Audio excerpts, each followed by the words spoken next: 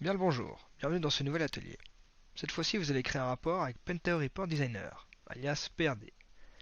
Vos efforts vont enfin porter leurs fruits. Mais maintenant vient la question fatidique. Quel rapport allons-nous créer? Pour une entreprise comme B2B Logistics, de nombreux rapports peuvent être utiles. Comme nous l'avons vu dans le cours Définition des besoins, créer des rapports permettrait par exemple de mieux connaître les habitudes d'achat des clients, ce qui pourrait à terme permettre d'optimiser les stocks et donc de gagner de l'argent. Dans cet atelier, pour rester simple, nous allons créer un rapport qui va afficher les produits vendus pour une catégorie choisie par l'utilisateur. Si vous voulez créer des rapports plus complexes par la suite, je vous conseille de regarder avec attention la documentation officielle de Pentao. Sur ce, à vos claviers, c'est parti. Pour cet atelier, nous allons devoir démarrer le serveur Pentao en exécutant startpentao.bat dans le répertoire Pentao Server.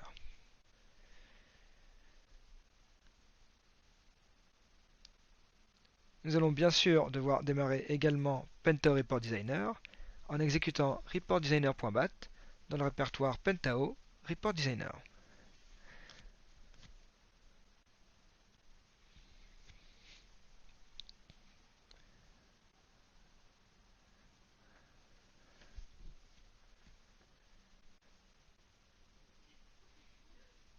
Une fenêtre interactive s'affiche alors pour vous demander si vous souhaitez créer un nouveau rapport. Cliquez sur Créer un nouveau rapport. Maintenant que votre rapport est créé, nous allons devoir lui configurer une source de données. Pour ce faire, rendez-vous dans l'onglet Data sur la droite et cliquez sur l'icône jaune en forme de base de données.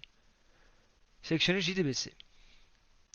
Vous entrez alors dans un menu où il est possible de rajouter des connexions aux sources de données ainsi que de créer des requêtes qui vont récupérer les données à partir d'une source sélectionnée. Commençons tout d'abord par créer une nouvelle connexion à notre datamart VendDatamart en remplissant les champs vides.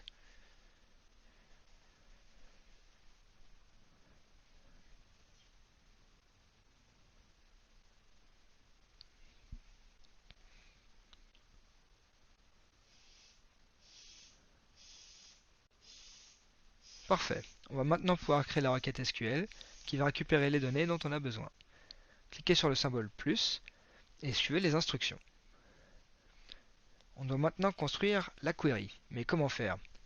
Tout d'abord, rappelons-nous de notre objectif. On veut pouvoir récupérer les informations sur les produits vendus. On va donc avoir besoin de la table de dimension produit ainsi que la table de dimension vente. On devra également laisser le choix de la catégorie produit à l'utilisateur. Pour le moment, on va uniquement récupérer la catégorie imprimante, c'est-à-dire faire un where catégorie produit égale imprimante. Si vous voulez essayer de trouver une requête, je vous invite à mettre la vidéo en pause. Je vous en propose une dans quelques secondes.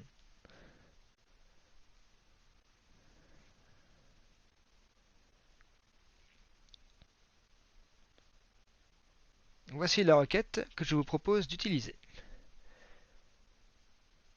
Je vous invite à mettre la vidéo en pause pour la recopier. Pour vérifier que tout fonctionne bien, vous pouvez également cliquer sur Preview.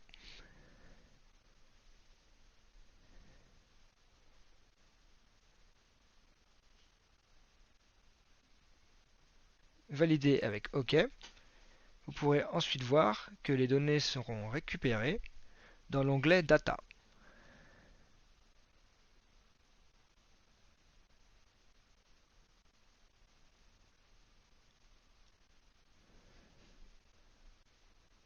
Comme on peut le voir ici.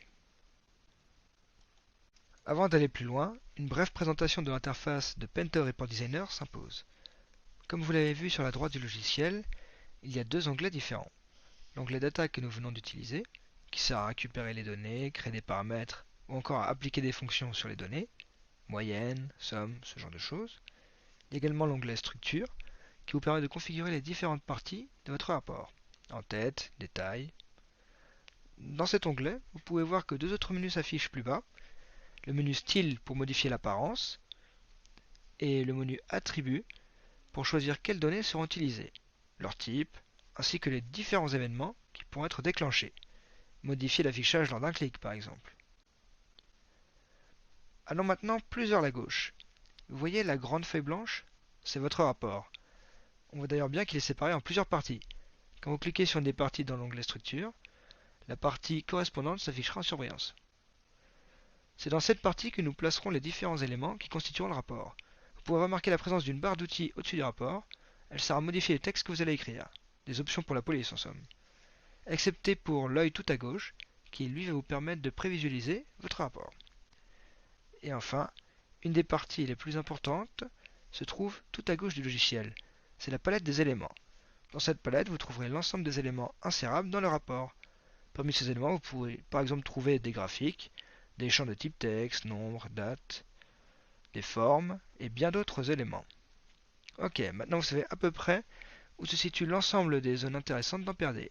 Il est temps d'afficher nos données. Pour afficher les données que l'on a récupérées, rendez-vous dans l'onglet Data et glissez l'ensemble des champs dans la partie Détails.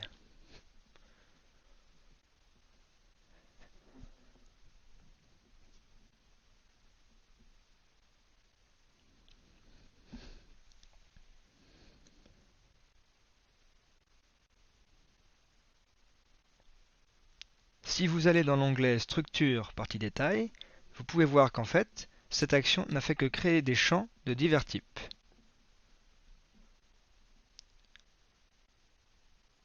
Elle les a également configurés.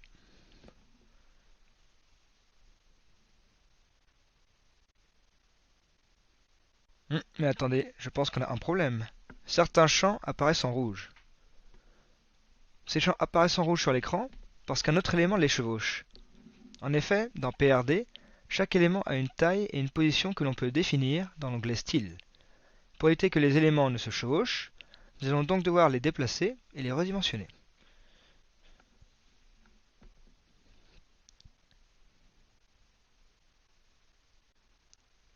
Continuez de repositionner vos champs. D'ailleurs, si vous voulez changer les dimensions de votre rapport, allez dans le menu File, Page Setup. C'est toujours utile.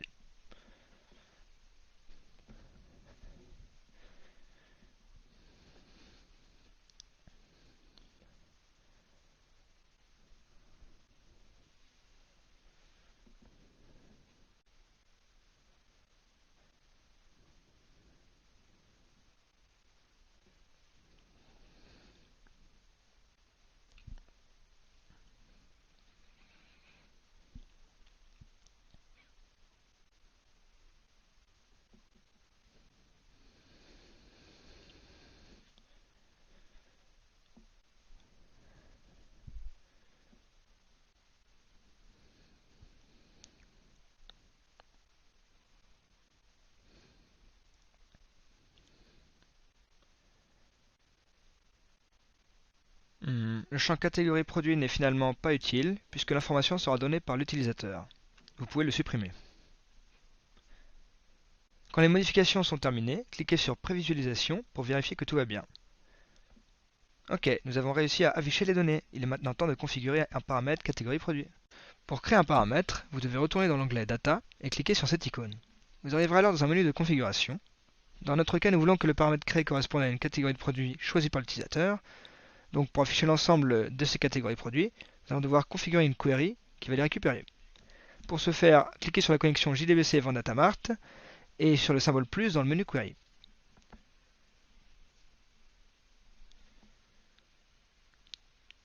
Voici la query en question. Je vous invite à mettre la vidéo en pause pour la recopier.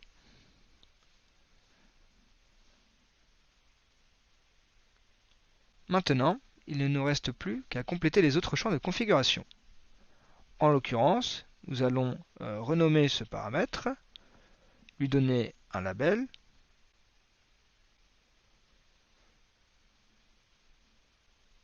nous allons également lui donner une valeur par défaut. Ici, ce sera imprimante.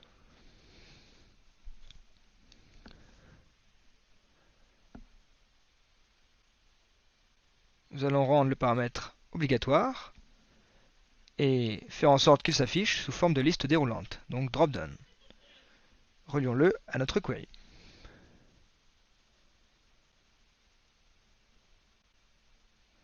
Après validation, prévisualisez à nouveau votre rapport. Pour l'instant, le paramètre est affiché, mais il n'a pas d'effet. Pour qu'il en ait un, nous allons devoir modifier notre requête originelle. Pour ce faire, retournez dans le menu de configuration de la query et remplacez imprimante par $, accolade ouvrante, nom de votre paramètre, accolade fermante.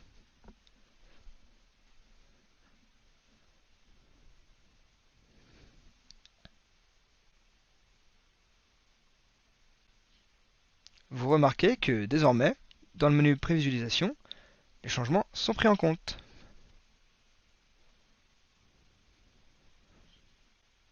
Maintenant que notre paramètre est mis en place, nous devons améliorer le rapport en rajoutant divers éléments. Commençons par créer 4 labels pour qualifier les données qui seront affichées. Ces labels doivent être placés dans la partie Détail en tête. Voilà ce que j'obtiens après modification de la position et du contenu. C'est un peu plus intéressant, mais je pense qu'il serait mieux d'afficher ces labels en gras pour qu'ils sortent du lot. C'est mieux. Centrer les textes de l'ensemble des éléments pourrait aussi être plus esthétique.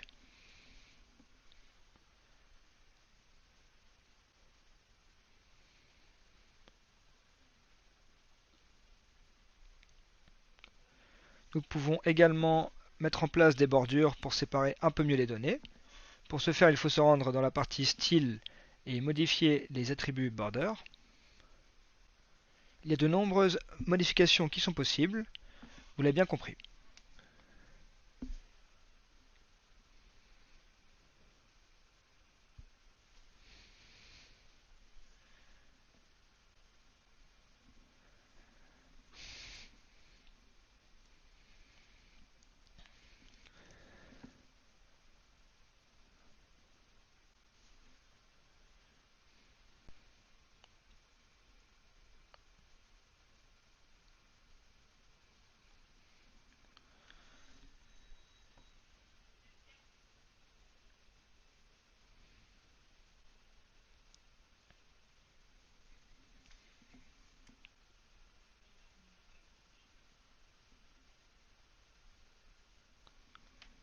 Continuons les modifications. Rajouter un titre me semble primordial. Prenez un label de type texte et mettez-le dans la partie en tête du rapport. En l'occurrence, je vais modifier sa valeur pour qu'il affiche notre paramètre catégorie produit.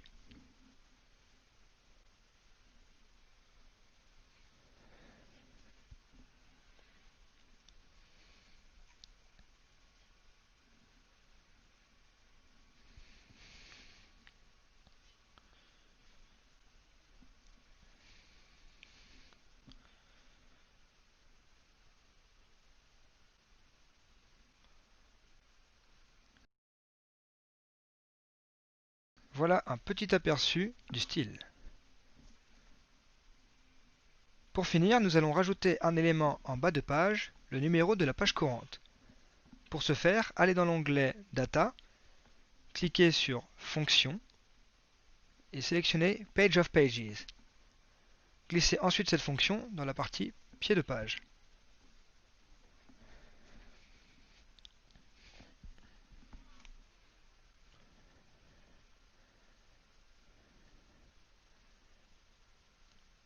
Voilà qui commence à être mieux.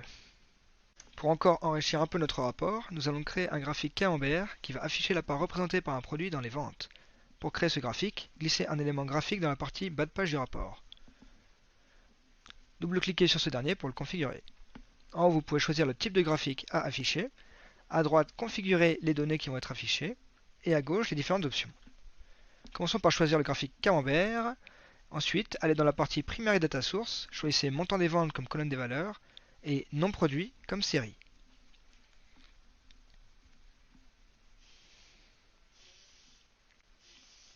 Voilà, nous avons tout ce qu'il faut pour que notre graphique fonctionne. Nous allons juste lui donner un titre.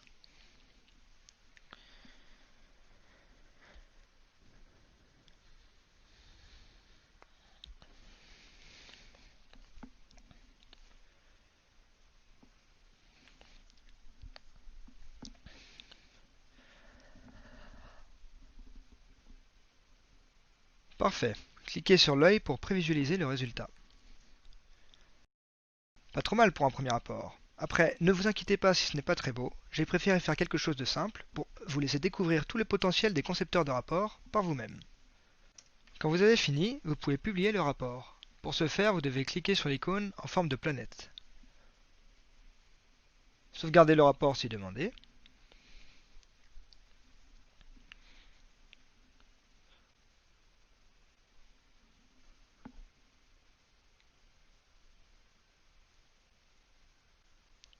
Connectez-vous ensuite au serveur Pentao. Vous devrez ensuite sélectionner un dossier du serveur dans lequel vous voulez stocker le rapport. Parfait, vous pouvez ensuite visualiser le rapport pour vérifier que tout fonctionne sans encombre. Le rapport est maintenant accessible quand vous le désirez sur le serveur. Il est également possible de l'exporter au format souhaité, par exemple au format PDF.